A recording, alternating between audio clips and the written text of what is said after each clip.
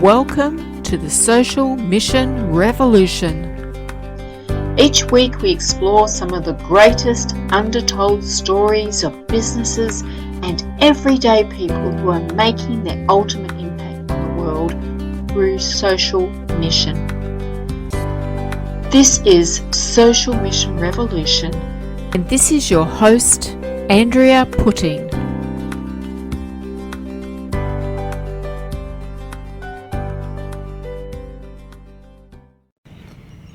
Welcome to another Social Mission Revolution. I'm here today with Annemarie Manders at the Warratina Lavender Farm. And I'm thrilled to be able to have Annemarie on the podcast because I know that she runs a successful small business that's flourishing, and she's also very community minded. So it's great to be able to include some different ideas of how people include social mission into their business. So welcome, Annemarie. Thank you for having me. Would you like to tell us a little bit about your lavender farm and what you do? Well, firstly, the lavender farm has been going for nearly 28 years. It started off as a hobby.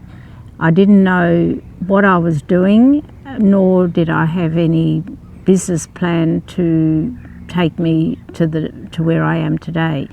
But as the years went by and I was enthusiastic and had a passion for what I was doing, and it's developed into an agri-business, tourism and hospitality business. So that's where we are today.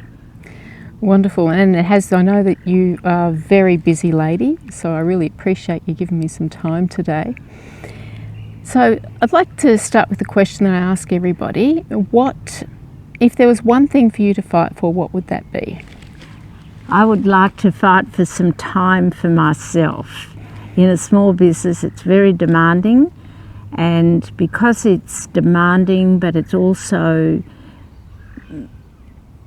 dictated by financial pressures to a degree, and so in that case you tend to try and do as much as you can to reduce the financial burden of wages, and that gives you little time for yourself. So I would like to be able to give myself a little bit more time. There is always more time in this particular business in the winter. In the spring and the summer, it's almost impossible to have time off. And in the autumn and coming into winter, there is an awful lot to do outside, but that is also a pleasurable experience. However, to have time for me would be what I'd like to change. And that's a really important thing to bring up with small business owners, because I know for myself, and particularly my husband, that the hours in the day are never enough, and we tend to really forget about taking care of ourselves. That seems to come last, but trying to find that in and make sure that works it's a very important issue for just about every small business owner, I think. Yes, it is important, and it comes back to discipline as well. I discipline myself very well as far as an agenda of the jobs that need to be done, but I'm not very good at disciplining myself, at giving myself free time, and because I'm always looking at that bottom line wages and trying to reduce having to pay other people to do what I can do. But I have to really bite the bullet and say, no, today I am going to have the day off and I'm not going to be here. And also have faith and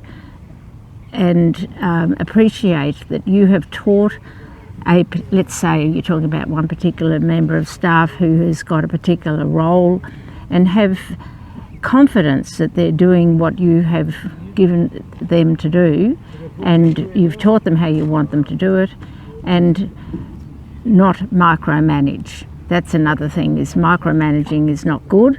Initially you do have to when they're a new employee, but once you've got them doing what you want them to do, and having got them then starting out on their own 2 feet and doing it without you standing over watching every movement, come back and check later on. If there's some small thing that you're not really happy with, follow up on it, but try and have confidence in leaving them on their own. Everybody has a slightly different way of doing things, but if the end result is what you want, even if they go around it a more of a roundabout way, then that should be okay, as long as they're doing it efficiently, because efficiency is time, and there's ways of, if we're talking about bottling or putting labels on, or how you're collecting dishes from the table and rinsing and stacking the dishwasher, there are longer ways of doing a job or shorter ways of doing a job. So of course the best way is the more efficient, shorter way, but in a tidy, clean manner as well. That's important, because one aspect of our business is that it is a hospitality tourism business, and I'm very big on presentation, and I never want to see a mess in the tea room or on the benches, out in the back room in the kitchen. Then you can tolerate a bit of mess, but personally I can't work in a mess ever, and I expect everybody else to be the same, but I have to accept that not everybody else is exactly the same. Yeah, and that's part of the challenge is knowing that, is trusting your staff. That's what you've employed them to do. You teach them to do it, and then allow them to find their own way of working in that space. And trust is another big thing, because the staff, that you give them a specific role, but then when they've been here for a while, then one of those roles will be handling the purchase of product and the cash register, and you do have to trust them that they're handling the money correctly, they're putting the sale into the right department. Yep. And because the money it's all being recorded in the right way. And I have been very, very lucky in all the years that I've been doing this business. I've had excellent staff. I've taught, I should say, young people from year 11 right through to completing their university degree, and then older people too. And we've always had a big degree of trust with one another. And communication is another thing too. I do say to them that you've got to communicate. If you can't actually say it face to face, write it down on a whiteboard or leave a note, but you must communicate so we all know what's been happening, what needs to happen, and things are being recorded correctly. That's very important in this particular business. Yeah, and I think it is for most businesses. It's all about communication. So I'd like to know a little bit about the community outreach work that you do, the social mission aspects, because I know that the community is very important to you, and so you find ways of supporting the community. So I'd love you to share with us how you do that. Quite a few years ago, I wanted to utilise our drying shed for exhibitions in some way that could encourage people, the public, to come to the farm at times of the year when the lavender wasn't flowering.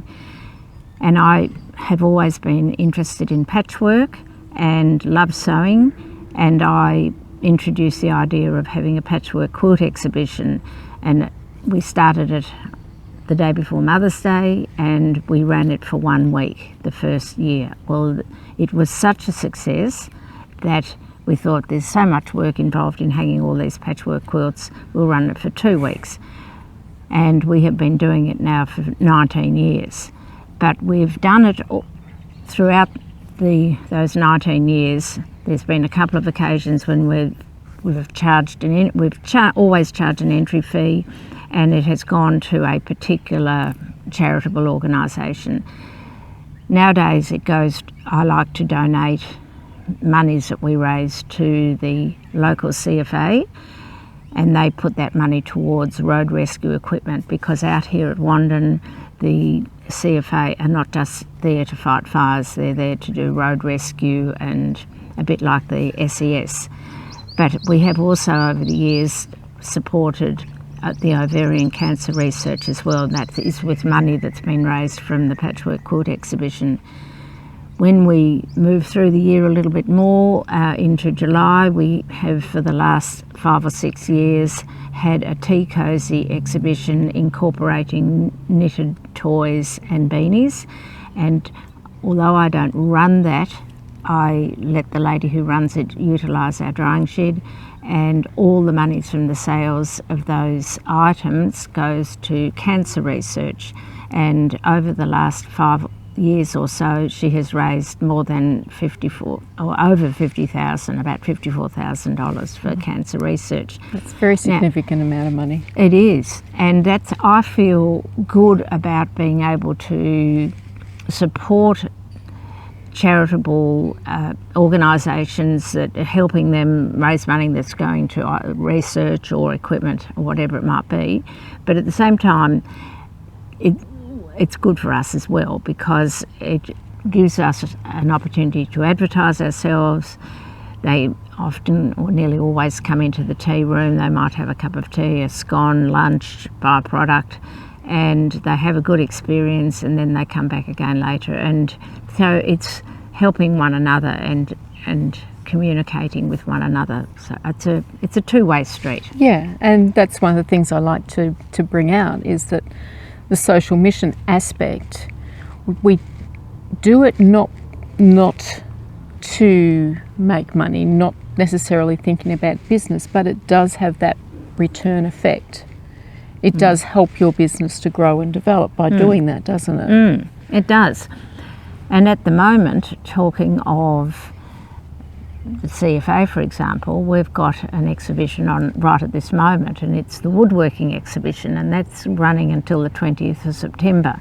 And that's something a little bit more male orientated. I wanted to do something that was involved Father's Day, and we're running it for an extra week this year because there was a company that had made a booking and they couldn't come any other time, so we've extended it for an extra week, and it's running until the 20th of September. But again, that is a gold coin donation, and that money will be donated to the CFA, to the Wandin CFA. And the CFA help us out as well in the summertime when we have our open garden weekend, when the lavender is starting to come into bloom, and they come and they do the car parking, and we are able to give them another donation there. So they have done quite nicely. Yeah, so it's donations. a symbiotic relationship. Yeah. Yes. So another good thing that I see about what you're doing is that it gives the craftspeople an opportunity to show their work, but also to offer that as sale so that they can also be involved in charity work. Absolutely, and they're absolutely thrilled. For example, with this woodworking exhibition, there's several exhibitors there displaying their wares, and they take enormous pride in what they've made, but they don't always have much of a big opportunity to sell their products other than going to a market or through their woodworking club. And then of course everybody's doing it there, and probably the woodworking people don't want to buy somebody else's item because they're making them themselves. So having an exhibition like this is fabulous, and we have had so much success, and it's so well patronised by by our visitors.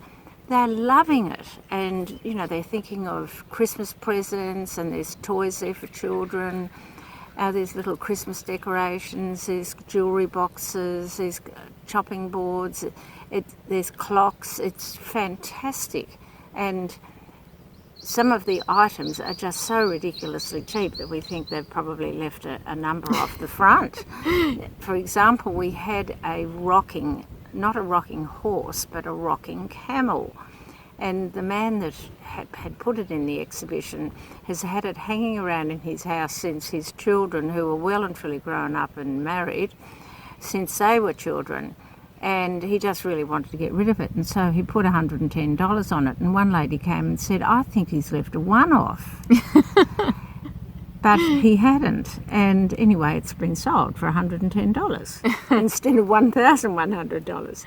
And that's going to give somebody a lot of pleasure, and of course this man is giving him pleasure too, because it's giving him a bit of space in his lounge room, because it was quite big. But there's some beautiful work, and we mark everything off in the tea room and put it through a particular item on our register, and then I just charged him. One thing I love about this type of business is the interaction with the public. I am by nature a people person, and my profession before I started the lavender business was worked in the operating theatre as a theatre nurse, but I've always worked with people as a nurse, and then I specialised in the operating theatre. Well, most of the time in theatre your patients are asleep, so you don't have time to or the opportunity to talk with them unless they're under local anaesthetic. But I have got now the opportunity of interacting with people as they're walking around, enjoying the tranquility of our farm, the gardens, talking to them about the product and the qualities and uses of lavender.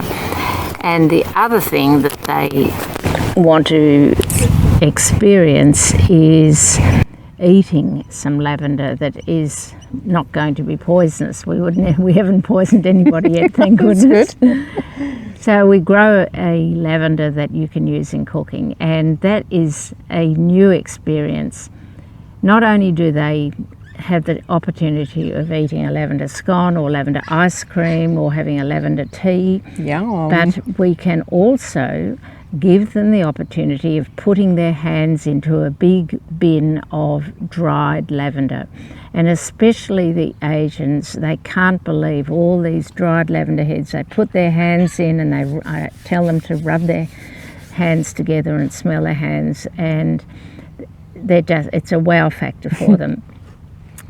So they're getting a bit of a story about, they see how the lavender grows, we tell them how we pick it, we show them in the drying shed where it gets hung to be dried, and then they can put their hands in the dried lavender and smell it, and then they can have their lavender tea or scone or ice cream.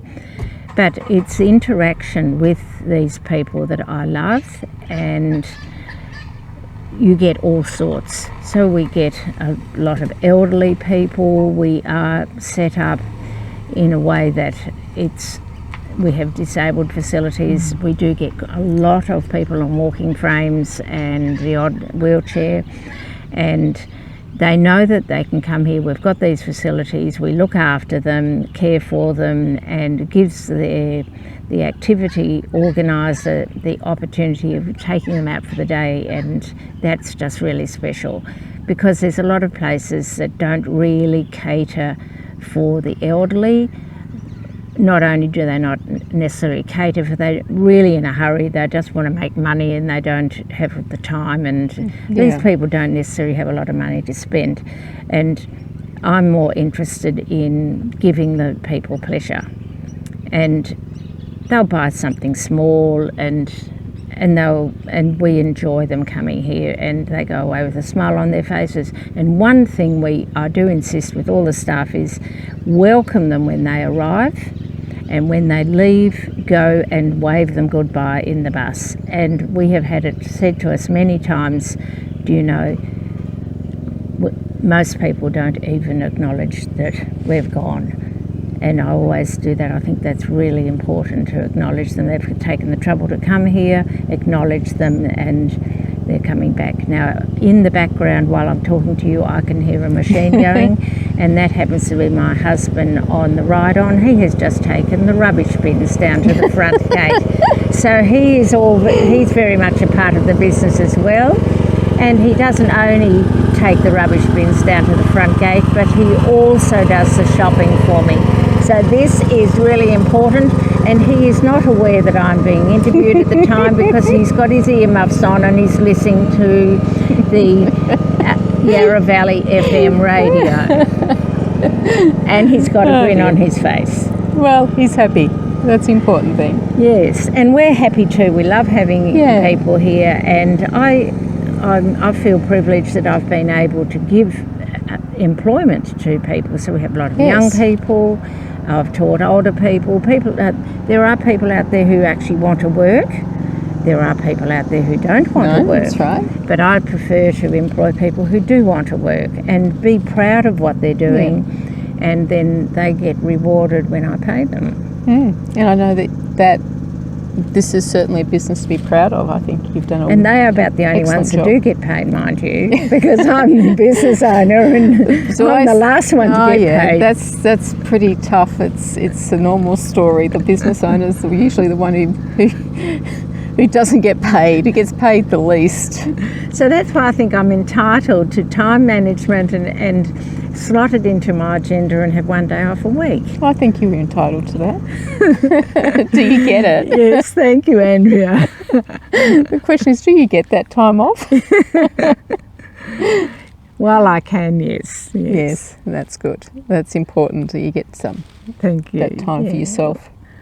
Yeah, I think this is just a lovely little business, and you offer so much to the community just by being here and supporting them in various ways that you do that through employment, through offering that friendly place where people can feel welcomed. It's important, but also through the exhibitions and being able to give craftspeople opportunity to share what they're doing, and sharing in being able to use their skills for charity. Yes. And it's just that question of how does it make a difference to you knowing that you're doing that as well as part of your business to be able to help the community through what you do?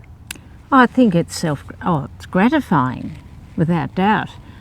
It's just not all about making money for me and putting it in my pocket. I mean, I don't do that much at all. It's what goes around comes around. And I do think I've always had a community spirit, and I grew up with parents who were always out there helping in a volunteer way, and that's what I grew up with.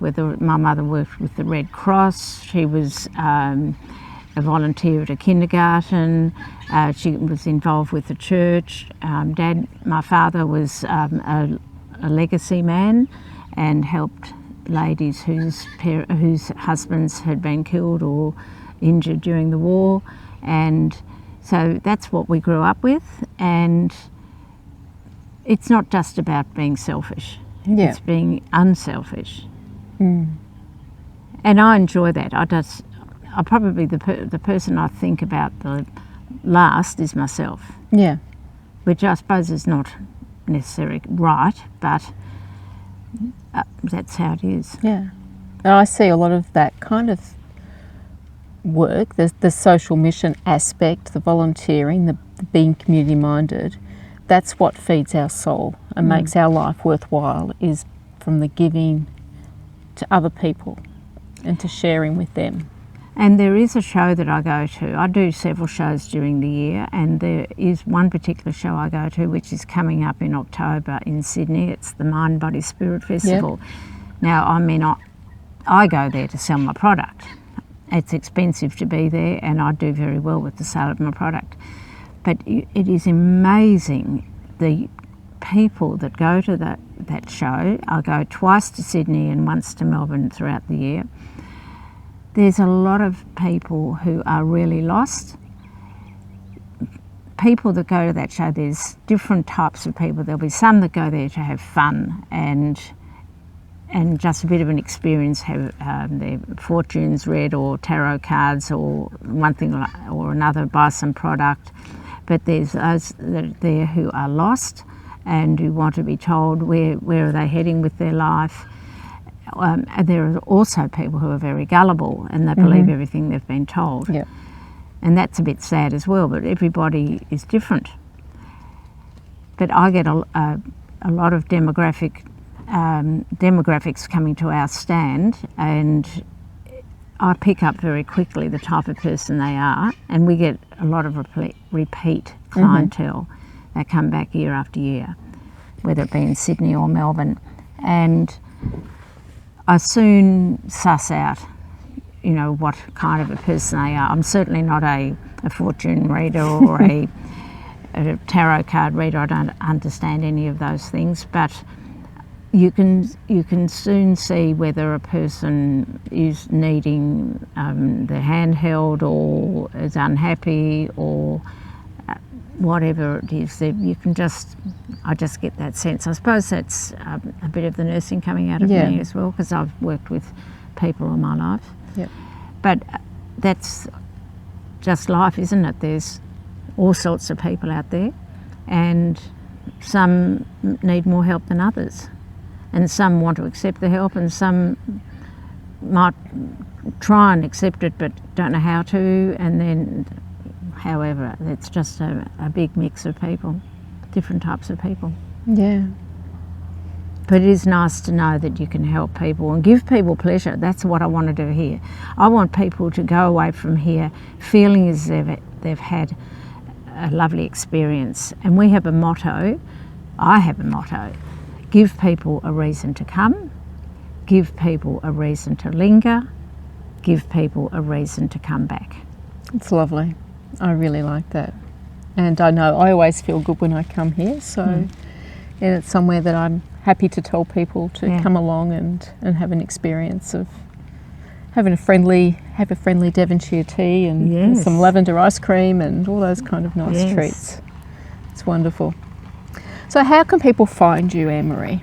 Warratina Lavender Farm is in Wandon North, and we are 1 kilometre off the Warratina Highway. Our contact number is 03 5964 4650. The name of the road is Quayle with a Y, Quayle, 105 Quayle Road. And we do have a website, warratinalavender.com.au, and all the details are there. Yeah, and you have some lovely gifts there that people could buy if they weren't visiting Victoria. They could go online and buy some of your beautiful lavender products. Yes, they can buy products online. We get quite a lot of online orders. If they don't want to do it online, they can ring up and we can do a phone order. Yep. And failing that, if they want to go to the Mind Body Spirit Festival in Melbourne, which is the Queen's birthday weekend, or the Melbourne International Flower and Garden Show, which is in March, and very shortly I'll be at the Melbourne show, which starts on the 21st of September and runs to the 2nd of October. Yeah, you're a very busy lady, Annemarie. So I'll be there for 11 days. And then if they live in New South Wales, they can see me at the Henty Field Days, which is the 3 days before the Melbourne show. Yeah, goodness. You don't keep still for long, do you? No, I don't. I've got 1 day off in the middle. 1 day off. Well, you enjoy that 1 day. Thank you.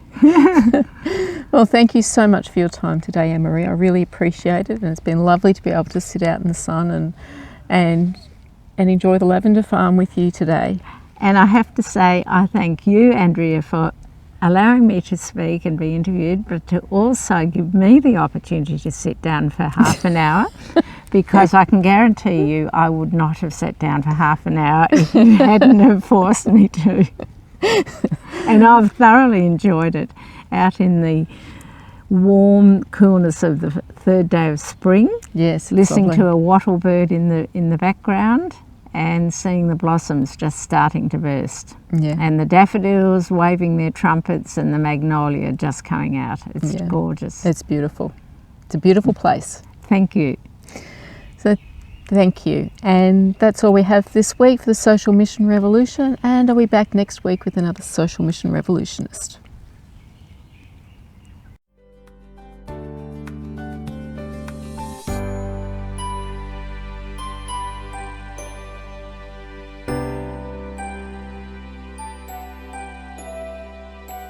This has been the Social Mission Revolution with Andrea Putting.